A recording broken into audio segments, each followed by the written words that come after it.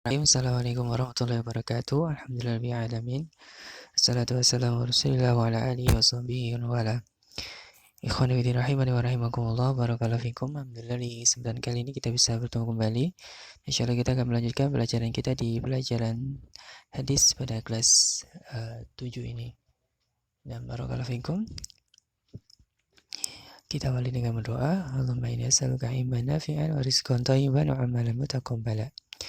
Baik, kali ini kita masuk di pelajaran ke-10 dan ke-11. Ini adalah pelajaran atau sesi yang terakhir ya, di pelajaran yang ke-7. Nah, di pelajaran kali ini, kita akan membahas tentang keutamaan akhlak yang baik. Keutamaan akhlak yang baik. Bisa kalian beri judul di kolom yang atas ini. Nah, kita langsung baca hadisnya, hadis yang keempat ya, ke-14. An Abi Sa'labata al-Khushani ya. Anna Rasulullah sallallahu alaihi wasallam qala ahabbukum ilayya wa aqrabukum minni mahasinukum akhlaqan wa inna abghadakum ilayya wa ab'adakum minni masawikum akhlaqan. Atazaruna al-mutasyaddiquna al-mutafayhikuna. Dari Abu Sa'labah al-Khushayani radhiyallahu an, bahwasanya Rasul sallallahu alaihi wasallam bersabda, sesungguhnya orang yang paling aku cintai dan yang paling dekat kedudukannya dengan diriku di hari akhirat adalah orang yang paling baik akhlaknya di antara kalian. Nah, di sini keutamaan akhlak yang baik adalah dia akan mendapatkan kedudukan yang dekat dengan Rasul Shallallahu Alaihi Wasallam di akhirat nanti. Ini keutamaan yang luar biasa ya, akhlak yang baik. Kemudian orang yang paling dibenci oleh Rasul Shallallahu Alaihi Wasallam adalah orang yang memiliki atau yang paling jelek akhlaknya. Jadi orang yang paling jelek akhlaknya mempunyai kedudukan yang paling jauh dengan Nabi Shallallahu Alaihi Wasallam. Di antara akhlak jelek adalah atazarun al-mutasyaddiqun dan al-mutafayhikun. Apa itu nanti kita bahas di bawah. Nah, kemudian hadis yang ke-15. An Aisyah radhiyallahu anha qalat sami'tu Rasulullah sallallahu alaihi wasallam yaqul innal mu'mina la yudriku bi husnil khuluqihi darajatas siyamil qa'im.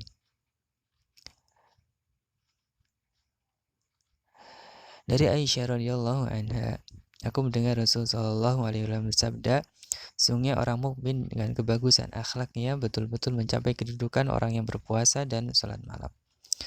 Jadi orang yang akhlaknya baik ya mencapai atau sama seperti kedudukan orang yang berpuasa dan salat malam. Ini menunjukkan keutamaan akhlak yang baik. Nah, tadi masuk di kosakata Asasaruna, maknanya adalah orang yang banyak berbicara yang tidak bermanfaat ya. Jadi orang yang banyak ngomong tapi ngomong yang tidak bermanfaat. Kemudian al-mutasyaddiqun itu orang yang memaksakan diri dalam pembicaraan yang ya dengan memenuhi mulutnya. Orang yang memaksakan diri dalam pembicaraan ya dengan memenuhi mulutnya. Jadi hampir sama orang yang terus-menerus bicara ya, yang dia sendiri tidak ada kemampuan dalam masalah tersebut. Kemudian al-mutafahhikun adalah orang yang berbicara dengan ketinggian dan kesombongan. Nah, ini dari akhlak jelek ya, yang harus kita hindari. Nah, qaim artinya orang yang mendirikan salat-salat sunnah. Kemudian makna dan faedah dari hadis, berhias dengan akhlak yang baik merupakan ibadah yang mendekatkan diri kepada Allah Ta'ala dan menjadikan diri kita menjadi dekat kedudukannya dengan Nabi Shallallahu Alaihi Wasallam. Dan kedudukan itu sama dengan orang yang berdiri di waktu malam untuk mengerjakan sholat malam dan berpuasa di siang harinya. Kedudukannya sama ya. Kalau kita berakhlak yang baik, kedudukannya seperti tadi. Di antara yang dihasilkan dari akhlak yang baik di dunia itu engkau dicintai oleh manusia ya. Kemudian juga, nah kita akan mendapatkan keutamaan ya kemudahan ya, dalam kita bergaul dengan orang lain, dan masih banyak keutamaan dari akhlak yang baik. Ya, kita bisa berbakti kepada kedua orang tua, ya, dan seterusnya. Kemudian termasuk akhlak yang baik yaitu ucapan yang baik, lemah lembut, kasih sayang terhadap manusia, senyum, wajah yang berseri di hadapan manusia, dan seterusnya ya. Dari akhlak-akhlak yang baik tentunya sangat banyak. Jujur, ya, kemudian membantu, dan seterusnya. Di antara akhlak yang jelek, ya, yaitu ada sikap kasar, keras terhadap manusia, wajah yang masam, dan seterusnya ya. Dari akhlak-akhlak yang jelek itu sangat banyak, yang itu dibenci oleh manusia. Banyak berbicara tanpa keperluan merupakan perkara yang dilarang, sama saja apakah itu merupakan ucapan secara langsung ataupun melalui berbagai macam sarana ya, seperti telepon, ya, seperti dengan WA, Facebook, dan selainnya.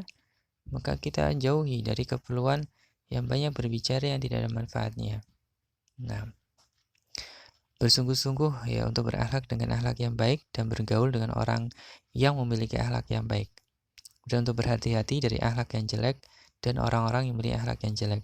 Seperti kemarin sudah kita bahas ya, keutamaan berteman dengan teman orang-orang yang baik itu seperti dengan kita berteman dengan penjual minyak wangi.